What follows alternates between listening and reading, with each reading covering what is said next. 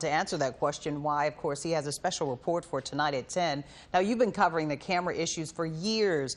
Tell us about this new movement plan and why it's so important and concerning to people. Yeah, a lot of people are concerned. You know, we have covered every angle of the speed cameras and the speed camera concerns. The Citizens to Abolish Red Light Cameras group actually alerted us about this story. They are also, of course, upset about speed cameras.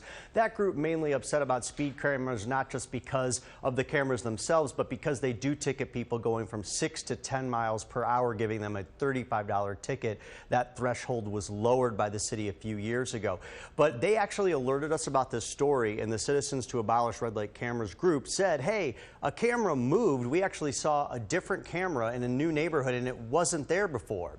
So with the help of our data team, what we did is we researched this to find out if other cameras moved. And we did find that 162 cameras of the city's 162 cameras, 16 cameras were in fact moved to new locations. The Abolish Red Light Cameras group, of course, not happy about this because many groups are saying, and people who are critical of this are saying, well, hey, what if I don't know this camera was in my neighborhood? Am I going to rack up tickets? There was no official public release or no newsletter or nothing from the city officially announcing this, according to these groups. So they're saying, hey, this is just another way for the city to rack up fines when people least expect it. And, you know, if you don't know the camera is there clicking yet, you may not be ready. Right. And if you're going over just a few miles over now, 6 to 10 miles per hour over, you can get that $35 ticket. Now, they have to post signs that there's a camera there, right? Well, why? Do we have any idea why these cameras moved?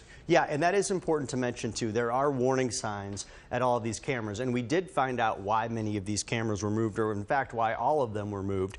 CDOT, the Chicago Department of Transportation, says that this is all about safety and crash trends and problems that they are seeing at some of these new locations. And so the ABC7I team and the data team, of course, we wanted to fact check this, and we wanted to see if this statement was potentially true. So what we did is we looked at accident rates in a 0.5-mile radius in the last 3 years at all of these new locations, the 16 new locations where the cameras are now. And I'm just going to give you one number right now. We'll have more of these numbers tonight at 10. But one number that's actually pretty shocking and sobering is that there were 200 fatal crashes, 200 in a 3-year period at these new locations. You know, that's a lot of crashes, a lot of fatal crashes, and this is quite concerning. So this is one of the reasons why the city says these cameras were moved, to hopefully slow people down. I think, you know, the question is from some of these groups and the critics as well, should people still be informed?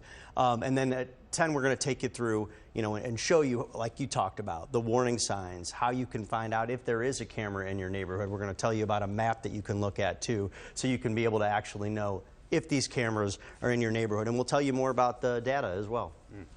You have literally and figuratively covered all the angles on this story. Right. Sure. And I'm probably telling you too much now, but this is an important issue. I think so. So many people care. And whether you live in Chicago or not, if you drive down here, you're going to be exposed to one of these at some point. The point. If you don't live down here, you don't know about it. And you're not paying attention.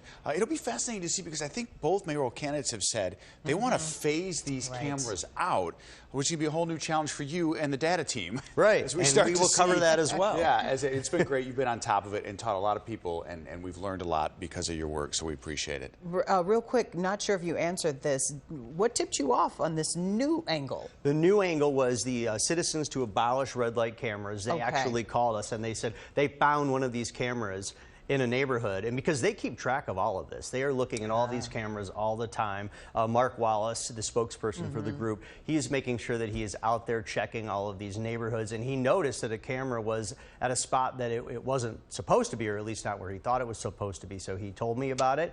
We did the FOIA, we checked into the data, and we found that 16 of these cameras were in fact moved. Wow. Can't wait to hear more. That he'll be with us again tonight at 10. We'll post that full story as well on our website after it airs. Thanks, Jace. We'll see you in a few hours.